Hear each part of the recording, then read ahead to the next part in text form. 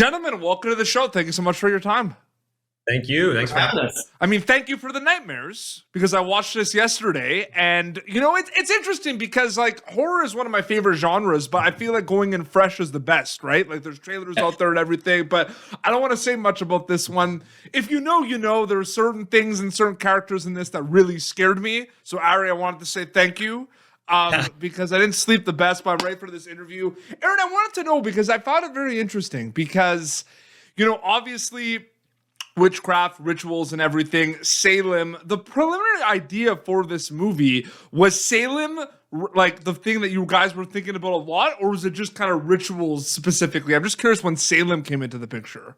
Salem came into the picture when the script came into Ari's company, which is he's worked for the Russo brothers for a very long time as a spec, and they've been very supportive of us. So when we identified the script, we're writer directors, so we kind of went in and said, how can we make this personal to us? And when we were figuring out the backstory of the demon, we really were like, Salem and the witch trials and this whole idea of a kid who was bullied, a little boy, a mom, a single mom. We thought it was such an interesting parallel between the past and the present, and this idea of trauma that transcends generations and crosses generations. And so that was really backstory for the demon. And it was really Joe Russo who was like, no, make this specific to the world of the film, bring this up to the forefront and lean into it and mine what you guys came up with. And Joe also came up with the idea of the knife. He was like, to have it be a key, we want an iconic symbol. And so that was really just Joe encouraging us to mine what we already had, which was, really exciting. Yeah, because that's the same. Like where Salem kind of came in the fold really interests me because you never know. Sometimes it's like right away. It's like we're making a movie about a ritual killing and everything of Salem, and then maybe it comes after. Ari, I mean, it goes without saying to me, the cast for this movie is incredible. Like so much incredible talent, and everyone does an amazing job.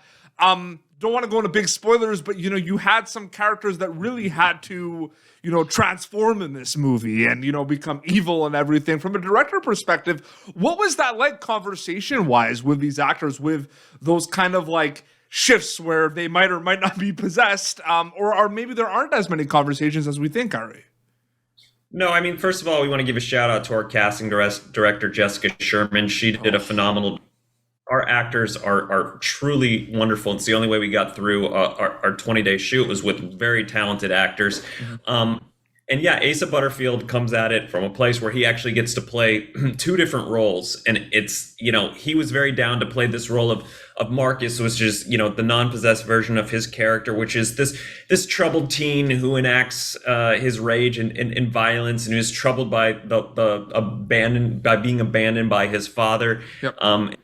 He's a part of this broken family, basically, along with Natalia Dyer, who plays Billy, and then Benjamin Ainsworth, who plays Joe, and Mom, played by Annabeth Gish. So they're the family when we come in is a bit fractured. And, I think we really looked at E.T. as our sort of North Star here, and specifically that dinner table scene where we really see the family and all of their troubles, and that our kitchen scene is a little bit of an ode to that. But yeah, Asa really came at it from wanting to play and truly sinking his teeth into, when he's possessed, what's the history of this demon? What happened to him? If he's a child, well, how do I portray true sort of rage and chaos, but also infuse it with a little bit of this mischievous child? And I think Ben Ainsworth, who's really, really talented, also, he did a lot of research for this role. And I think, his performance is also very disturbing when he sort of sinks into this possession. He is, shaking and sweating. And, I think Ben really put himself through the paces rehearsing through that. Absolutely. And we got to give a shout. He's actually a friend of mine and is a friend of the show. We got to give a shout out to Kolton Stewart, who played Pete. Yes. Terrific. He's really terrific. I mean, honestly, it's a specific thing, but his, Pete needed to be somebody who was likable, but then was going to reveal himself to obviously not be likable. So that was he couldn't seem like a dick immediately, which was really important. And then the other thing was like the fights that he pulls off in that hayloft sequence. We could not have done it as well as we did without Kolton's physical athletic ability as a performer. He really is the real deal. The guy is great. That's awesome to hear. And Eren, I want to hear, Ari, what you want to have to say about this. We'll start with you, Eren. Am I saying it properly by Eren? Yeah. Okay. So, I think this film does an incredible job of something I love the most about the genre, where I'm watching this movie and I feel like I'm getting traditional horror kind of tropes and elements, and I'm getting the new age horror elements that we don't see as many, the psychological game, the head games, the montages, and everything. Does that kind of just happen, or are there conversations to blend the both of them together? Because that's one of the things I really enjoyed about this film, Eren. Thank you. No, we work really, really, really hard to try and pull that off, and sometimes it doesn't always work, obviously. But we really we love genre, we love comedy, we love horror, we love all kinds of genre, because it's, you're trying to elicit an emotion, whether it be a laugh or a scare or disturbing someone. And so for us, we saw this as hiding a coming of age story inside of a slasher and a possession movie, Exactly. right? Yep. So that was really what we were going for. And then on top of that, when we approached the characters from a writing perspective, it was looking at scripts like Lady Bird, it was looking at Eighth Grade, it was looking at mid-90s, Beyond DT, and then also looking at Halloween and Midsommar and The Shining, trying to, and it's really nice that you pointed out the psychological aspect, because something Ari and I love is subjective cinema, putting the audience in the character's point of view, using the camera, and whether that be, when someone's thinking something, showing that, and using the camera, like when the demon's possessing Marcus and he's falling to the ground, really trying to evoke that. And, that for us is just this blending of almost, art house cinema techniques with traditional genre horror movie, classical horror movie filmmaking. And that for us is the most fun. But you kept the jump scares in there. Oh yeah, we love jump scares. All respect to jump scares, man. They are hard. They're as hard as stunts. We learned a lot of hard lessons. I mean, Ari can definitely speak to that. Another thing I want to also ask as well, it's interesting, Ari, because, there's so much content out there right now, and there's so many stories being kind of made in different kind of genres and everything. Eren talked about the genre bending component of it with the slice of life and the horror as well. As a storyteller, is one of your favorite things these days, Ari, throwing the genre out the window a little bit? Because I feel like it allows more kind of room to play. Yeah, absolutely. I mean, in that same regard to throwing genre out the window a little bit, Eren and I love genre mashup. That's one of our favorite things. And like Eren said, this is a coming of age story meets a sort of slasher possession story. We love this idea of marrying genre. We have another script which is a bit of like a screwball comedy meets Let the Right One In. But I think like that subversion and playing with audience expectations, the audiences are really, really savvy these days, right? They've seen almost everything. They're quick as well.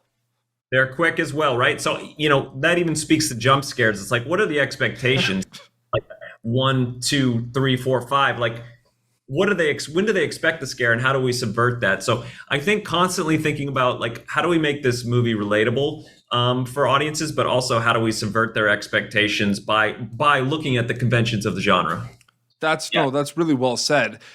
Were both of you fans of horror movies growing up? Yeah, absolutely. Absolutely, because I'm a big fan too, and I'm in like the creative world as well. Like I actually wrapped a short film.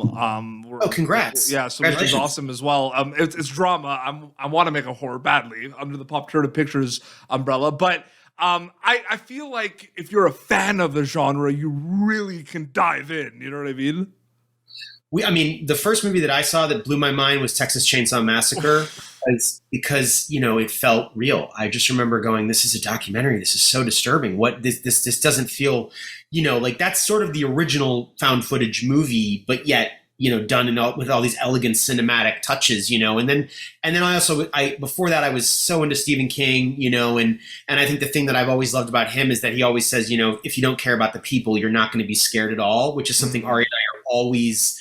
Because it's like just one little note about the genre stuff. It's the whole thing about it has to do this if it's one genre. It's like, well, no, it doesn't. It's like the movie is the genre, and also life. The reason audiences like unpredictable movies is because life is surprising. You know what I mean? It's like they don't. So that's something that we love. But yeah, huge horror fan. Ari has a great story about the first movie he ever saw. Which one was that? You're in Elm Street. I was 5 years, and I was down the street from my house, and it just so happened to coincide with a night where I go home, I walk down the block, scared out of my wits because of the movie I just seen, and I go home and my family's nowhere to be seen. I'm calling for them. Oh my God. They're not downstairs.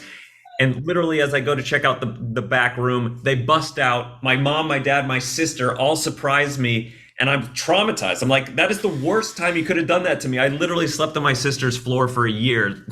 Have you ever seen the America's Funniest Home Videos clip, Aaron, where it's like a dad and like he has a mask on with a chainsaw and he's like, our kids watched Texas Chainsaw Massacre for the first time yesterday.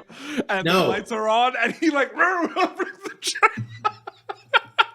Yeah, it was classic. The scariest movie I've ever seen, like one of my favorites, is The Strangers with Scott Speedman and Liv Tyler.